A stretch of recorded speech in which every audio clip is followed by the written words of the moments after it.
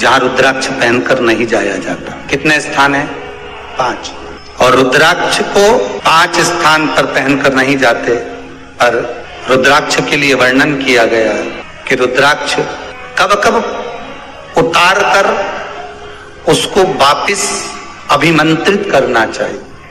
5 जगह पहनकर नहीं जाना चाहिए और रुद्राक्ष को अभिमंत्रित करना मतलब सीधा अमावस्या के दिन, पूर्णिमा के दिन, शिवरात्रि के दिन, श्रावण महीने के सोमवार को, प्रदोष के दिन, ये दिन आपके शरीर में जहां पर भी रुद्राक्ष है, आपके गले में अगर आप रुद्राक्ष पहने हो, आपके हस्त कमल में आप रुद्राक्ष पहने हो, आपने अपने पास में कहीं रुद्राक्ष रख रखा है, तो उस रुद्राक्ष को अमावस्या, पूर्णिमा, शिवरात्रि या श्रावण का सोमवार या प्रदोष आदि, इस दिन उस रुद्राक्ष को एक बार दूध में धोने के बाद उसमें थोड़ा सा सरसों का तेल अवश्य लगाना चाहिए।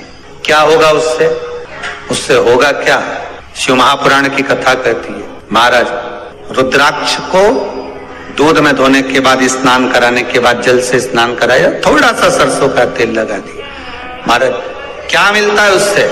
तो कहा उस रुद्राक्ष में बल प्राप्त होता है। कौन सा बल? जो शरीर के अंदर बीमारियां बढ़ती हैं, उस बीमारी को वो रुद्राक्ष धीरे धीरे समाप्त करना प्रारंभ कर देता है। पर एक और चीज याद रखना, जिस रुद्राक्ष के पानी को आप बीमारी के समय पर गलाकर पीते हो, उसमें सरसों का तेल नहीं लगाना, उसमें सरसों का तेल नहीं लगाना। उसको तो आप केवल स्नान कराओ दूध से, जल से, और फिर उसको गला दीजिए, उसका पानी आप पीना चालू कर दीजिए। जिसको बड़ी बीमारी होती है उसके लिए कल कथा में वर्णन किया रुद्राक्ष के जल। रुद्राक्ष का जल पिया जाता है शरीर के अंदर से रोग को, बीमारी को हटाने के, रोग बीमारी को समाप्त कर। तब 5 स्थान बता दिए, 5 जगह बता दी, 5 स्थान निश्चित कर दिए जहां पर रुद्राक्ष को पहनकर नहीं जाना। पहला, किसी की मृत्यु वाली जगह पर। दूसरा, जहां पर बच्चे का जन्म हुआ, मृत्यु आदि जगह पर सूतक लगती है, जहां बच्चे का जन्म लगता है वहां सावड़ लगती है।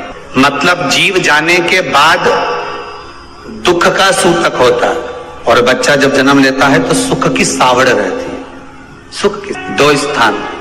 तृतीय स्थान, तीसरा स्थान दिया जहां पर वैश्यावृत्ति होती हो या महाराज मदिरा का पान होता हो, उस स्थान पर रुद्राक्ष को नहीं ले जाया जाता। चौथा स्थान रुद्राक्ष के लिए कहा गया, जिस स्थान पर आपको ज्ञात नहीं है और आपको लगता है कि ये स्थान अज्ञात है, यहाँ पर कई जगह पर कुछ जीवों की हत्या हुई है या किसी जीव को नष्ट किया गया है, उस स्थान पर रुद्राक्ष को नहीं ले जाना चाहिए। 5वां, महाराज आपके रुद्राक्ष का जहां अपमान हो रहा है, अपमान से समझ में आ रही है ना आपको बात? एक आय को ढोंग प्रपंच में पढ़ा है, कौन ने कहा इतने रुद्राक्ष धारण कर ले? कौन ने कहा है? क्यों ढोंग प्रपंच में पढ़ा है? अगर हम रुद्राक्ष गले में पहन लेते और नारी का रजस्वला धर्म आ जाता है, रजो धर्म का समय आ जाता है, वो रुद्राक्ष हम गले में धारण कर कर रखते हैं, तो वो रुद्राक्ष क्या वो बेकार हो जाता है? पहले एक बात बहुत अच्छे से समझ में, आप सन्यासी हो, जम के बोलो जरा, आप तपस्वी हो, आप साधक हो, आप उपासक हो, या आप बैरागी हो, आप एक गृहस्थी हो, घर में रहने वाली माँ गोदी में रखा हुआ बालक अगर गंदगी भी कर दे, पूरे कपड़े को भी बिगाड़ दे, तो माँ बच्चे का कपड़ा बदल देती है, और बदल कर माँ को ये जरूरी नहीं है कि उसको साड़ी बदलना, उसको कपड़े बदलना या उसको फिर नहाना। बच्चा जब गोदी में होता है तो माँ की गोद में कितनी बार भी गंदगी कर दे, फिर माँ अपने कपड़े बार बार नहीं बदलती, उसी कपड़े से काम करती रहती है, उसी कपड़े से सेवा करती रहती है, उसी कपड़े से भगवान का पूजन भी करेगी तो भगवान स्वीकार करेगा। क्योंकि मातृत्व के लिए, माँ के लिए, नारी के लिए छोड़ दिया गया है कि तुम पर हाँ, आप अगर पूजन करने बैठ रही हो तो आपको ये 7 दिन पूजन नहीं करना। पर रुद्राक्ष अगर आप पहन रहे हो, रुद्राक्ष अगर आप धारण कर रहे हो और अपने जीवन की सार्थकता के लिए स्वीकार कर रहे हो, जैसे तुलसी की माला और रुद्राक्ष की माला गले में पड़ी रहती है, तो ये कंपनी का ट्रेडमार्क होता है कि तुम कौन सी ब्रांड के हो। ये कंपनी का ट्रेडमार्क है।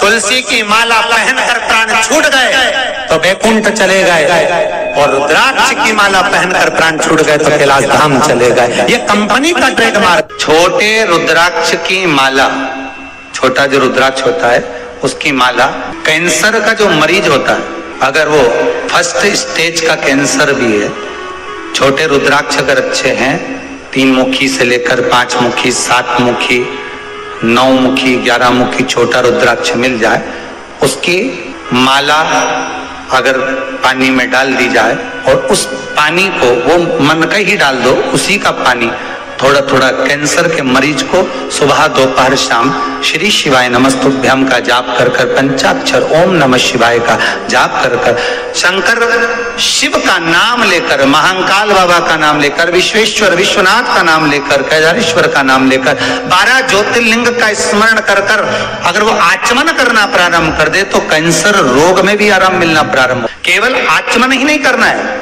अगर स्त्री है तो अपने उल्टे हाथ पर भी उस मनके की माला को लपेट सकती है। पुरुष है अपने राइट हैंड में उस माला को, अगर कैंसर से पीड़ित व्यक्ति है, रोग से बहुत पीड़ित व्यक्ति, उसको बल मिलता है, उसको पावर मिलता है, उसको एक एनर्जी, उसको एक तेज मिलता है रोग से लड़ने का।